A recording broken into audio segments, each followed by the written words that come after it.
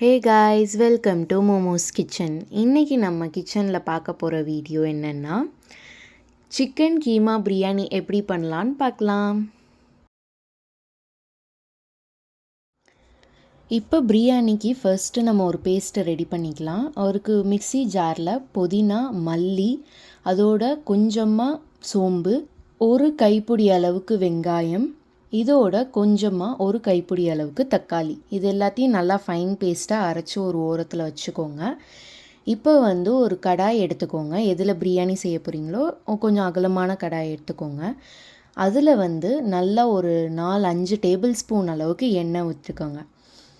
இதில் 2 இலை பிரியாணி இலை, 2 கிராம்பு, 2 பட்டை, அதோட ஒரு ஏலக்காய் போட்டிருக்கேன்.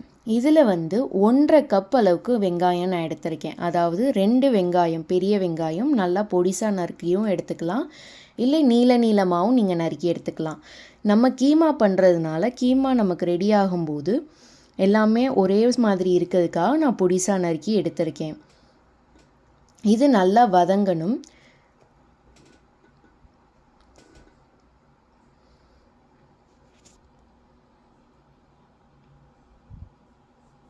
நல்லா டிரான்ஸ்பரண்ட்டாக மாறுற அளவுக்கு நல்லா வதக்கிக்கோங்க.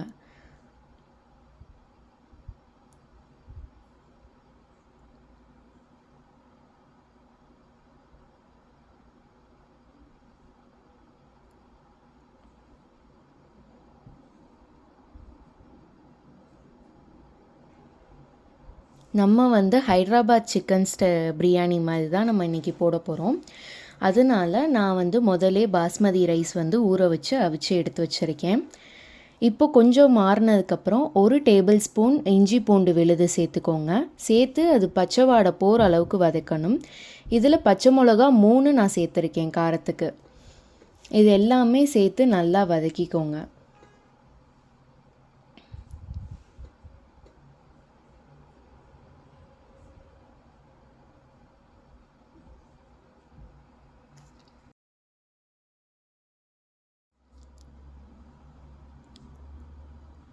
இப்போ பச்சை வாடை போகிற அளவுக்கு வதக்கினோடனே ஒரு பிஞ்சு மஞ்சத்தூள் சேர்த்துக்கிறேன்.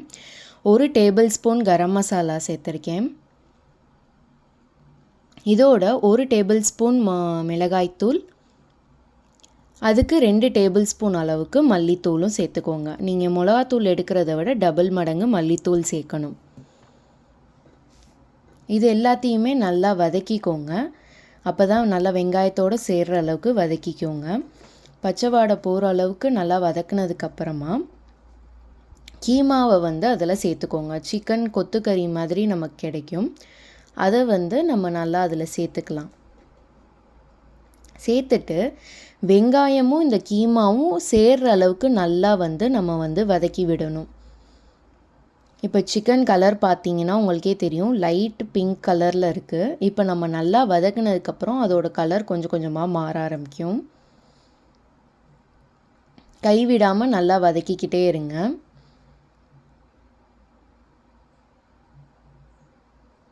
இது நம்ம அடி கனமான சட்டி எடுத்துக்கிட்டோம் அப்படின்னா இது அடி பிடிக்காமல் இருக்கும். நம்ம இந்த மாதிரி கிளறும்போது, இல்லைன்னா அடி பிடிக்க ஆரம்பிச்சிரும்.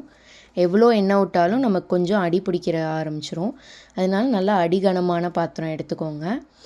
இப்போ பார்த்தீங்கன்னா உங்களுக்கு கொஞ்சம் தெரியும், கொஞ்சம் கலர் மாறி இருக்கும். அந்த மசாலா ஆனியன்ஸோடு அது சேர்ந்ததுக்கப்புறம் கொஞ்சம் கலர் மாறிக்கிட்டே இருக்கும். நமக்கு கொஞ்சம் கொஞ்சமாக மாறும். இது சேர்ந்து இருக்கிறத நல்லா நம்ம ஸ்ப்ரெட் பண்ணி விடணும். இந்த அளவுக்கு கலர் மாறணும். இது வரைக்கும் நல்லா கைவிடாமல் நம்ம கிளறி விட்டுக்கிட்டே இருக்கணும். அப்போ தான் அந்த மசாலா சிக்கனில் நமக்கு நல்லா இறங்கும். இப்போது இதில் ஒரு தக்காளி நான் சேர்த்துக்கிறேன். ஒரு தக்காளி நறுக்குனதில் தான் நான் அந்த பேஸ்ட்டு கொஞ்சம் அரைச்சிருக்கேன், ஒரு கையளவு எடுத்து. இந்த பேஸ்ட்டையும் இப்போ நம்ம சேர்த்துக்கலாம். இந்த ஜாரில் இருக்க தண்ணியை அலசி ஊற்றிடாதீங்க இப்போவே, நம்ம பின்னாடி கடைசியாக சேர்த்துக்கலாம். இந்த தக்காளி நம்ம இப்போ சேர்த்தது நல்லா மசிகிற அளவுக்கு வேக விடணும். ஏன்னா தக்காளி இப்படி முழுசாக உருவம் தெரிகிற மாதிரியே இருக்கக்கூடாது. அதனால் நல்லா அதோடு சேர்த்து வதக்கி விடுங்க.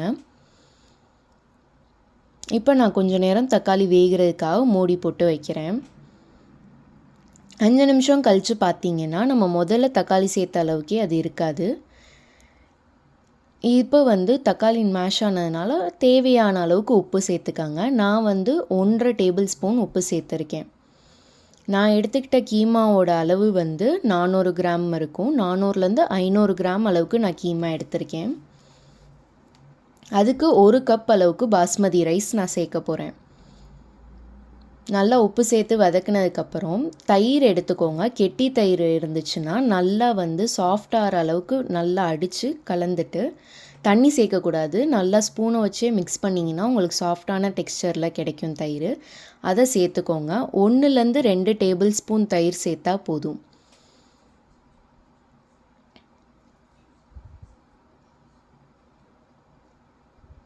சேர்த்துட்டு நல்லா எல்லா பக்கமும் ஸ்ப்ரெட் ஆகிற அளவுக்கு வதக்கி விட்டுக்கோங்க.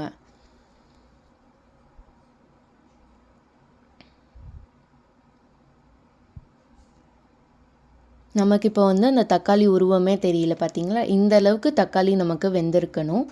இல்லைன்னா அதோட டேஸ்ட்டு புளிப்புத்தன்மை இறங்கியிருக்காது. இதுக்கப்புறமா நான் 1/2 கப் அளவுக்கு தண்ணி சேர்த்துருக்கேன். நம்ம மிக்ஸி ஜாரில் தண்ணி அலசி வச்சுருந்தோம் இல்லையா? அதில் அந்த 1/2 கப் தண்ணியை நீங்கள் சேர்த்துக்கலாம். தண்ணி நிறையா சேர்த்துறாதீங்க. பின்னாடி அப்புறம் ஏன்னா சிக்கனும் கொஞ்சம் நமக்கு தண்ணி விடும். பார்த்தீங்களா இப்போ விட்டுருக்கு இல்லையா? இந்த மாதிரி தண்ணி விட்டதை கொஞ்சம் நேரம் ஓப்பனில் விட்டிங்கன்னா தண்ணி வற்றிரும். நான் இப்போ ஹைதராபாத் ஸ்டைலில் செய்கிறதுக்காக 1/2 கப்பு சிக்கன் கீமாவை எடுத்து வச்சுட்டேன். மிச்சம் இருக்கிறதுக்கு மேலே நம்ம பாயில் பண்ணி வச்சுருக்கோம் இல்லையா பாஸ்மதி ரைஸு, அது ஒரு லேயர் மட்டும் ஃபார்ம் பண்ணுறதுக்காக கொஞ்சமாக சேர்த்துருக்கேன். சேர்த்து நல்லா எல்லா பக்கமும் ஸ்ப்ரெட் பண்ணி விட்டுருங்க.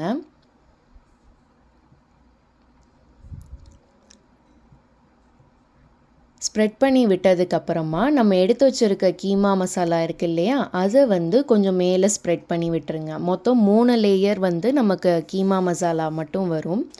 2 லேயர் தான் ரைஸ் வரப்போகுது.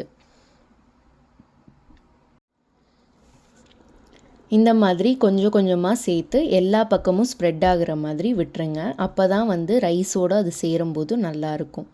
திருப்பி மிச்சம் இருக்க ரைஸ் இருக்கும் இல்லையா, அந்த ரைஸை ஃபுல்லாக மேலே ஸ்ப்ரெட் பண்ணி விட்டுருங்க. கீமா மசாலா, அடுத்து ரைஸ் ஒரு லேயர், அடுத்து திருப்பி கீமா மசாலா ஒரு லேயர், அதுக்கப்புறம் கடைசியாக ரைஸ் போய் சேர்க்குறோம். முதல்ல அந்த ரைஸை நம்ம எப்படி எல்லா பக்கமும் பரப்பி விட்டுருந்தோமோ அது மாதிரி பரப்பி விட்டுட்டு மிச்சம் இருக்க கீமா மசாலாவையும் அதில் சேர்த்து ஒரு லேயராக பரப்பி விட்டுருங்க. இதுக்கு மேலே நான் ரோஸ்டட் கருவேப்பிலையை நான் மேலே அப்படி தூவி விட்டுருக்கேன். க்ரஷ் பண்ணி தூவி விட்டுருக்கேன். இது கூட நீங்கள் மல்லித்தலையும் சேர்த்துக்கலாம். அடுத்து தம் கட்டுறதுக்காக மூடியில் அலுமினியம் ஃபாயில் நான் லேயர் பண்ணியிருக்கேன். இல்லைன்னா நீங்கள் ஈரத்துணியை கூட போட்டுக்கலாம். ஈரத்துணியை போட்டு வச்சிங்கன்னா ஹீட் வெளியில் போகாமல் இருக்கும். அதனால அது தம் கட்டி நல்லா வந்துடும். ஒரு 10லேருந்து 15 நிமிஷம் லோ ஃப்ளேமில் வச்சு எடுத்தீங்கன்னா சுவையான கீமா பிரியாணி ரெடி ஆகிடுச்சு. அவ்வளோதான். இதை நீங்கள் சர்வ் பண்ணுறதுக்கு முன்னாடி நல்லா மிக்ஸ் பண்ணி விட்டுக்கோங்க. இந்த மாதிரி நல்லா கிளறி விட்டுட்டு ஒரு பிளேட்டில் சர்வ் பண்ணிங்கன்னா அவ்வளோதான், நம்மளோட கீமா பிரியாணி ரெடி ஆயிடுச்சு. இது கூட நம்ம ரைத்தா வச்சு சர்வ் பண்ணோன்னா ஹோட்டலில் கிடைக்கிற மாதிரி நல்ல ஒரு டேஸ்டான சிக்கன் பிரியாணி ரெடி ஆயிடுச்சு.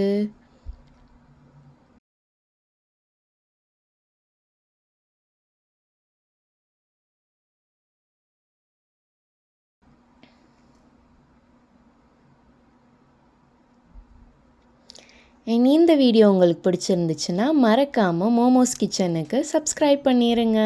தேங்க்யூ.